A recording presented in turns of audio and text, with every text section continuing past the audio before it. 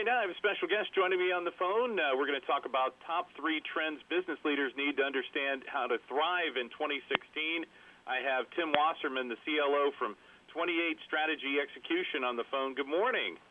Good morning. Glad to be here. Good to have you on. And a new year is just about upon us here. And what are some of the new trends that we're going to see with business coming up in 2016? Yeah, we really, at 2080 Strategy Execution, we work with organizations around improving their workplace performance. So we really we hone in on how work gets done in today's organizations. And increasingly we're seeing that work gets done in we call it project-based work in teams, whether it's people who are co-located or they could be located across the globe. And so some of the movement at an organizational level that's impacting how work gets done, certainly there's a movement towards more flat and lean organizations. Increasingly we find that leadership is asking the individuals, the people in companies and the leaders in companies to find ways to, on some level, do more with less, but the implications are pushing decision-making out to the edges, and there's lots of implications for the way you lead and the way you structure an organization. Kind of hand in hand with this goes the desire to be more innovative and find more ways to rapidly institute ideas, because we are flat and we don't necessarily have the luxury of time. And then kind of the last major trend, and we see these all being very interrelated, is just the role increasingly that millennials are playing in organizations and how that's fundamentally shifting the way organizations operate. Wow. So we are seeing the millennials being integrated into the business environment. And a lot of businesses, thanks to our new technology, like you said, they can be run from multiple locations and still keep in constant communication.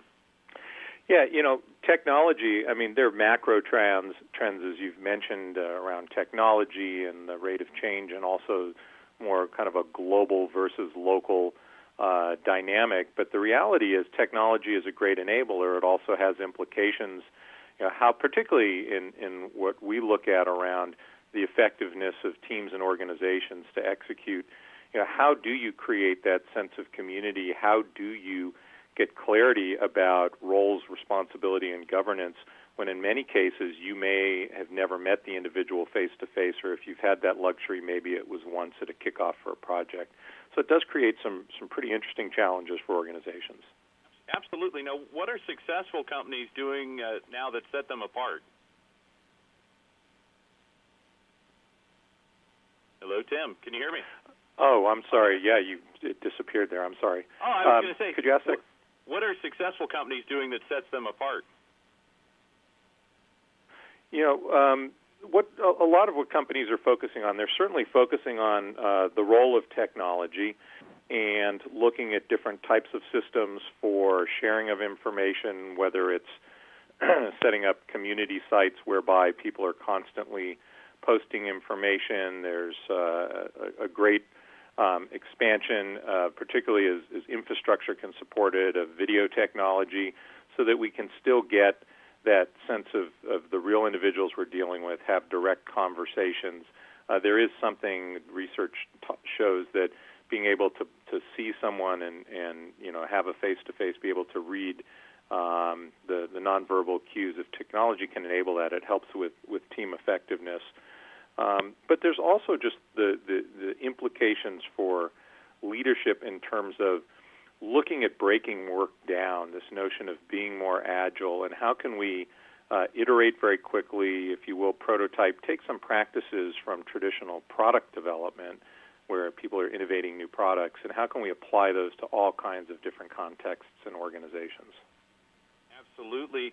Are we seeing a lot of companies hire people specifically to handle their social media? There's no question that there's a level of expertise and fluency that is required, particularly to get social media started. So we are seeing a lot of that.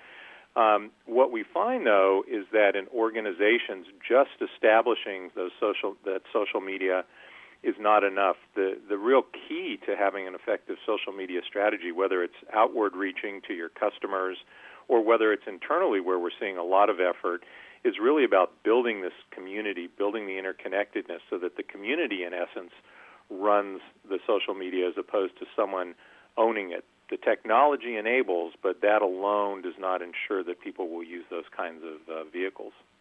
Absolutely. Well, I know we're up against time. Where can our listeners go for more information, Tim?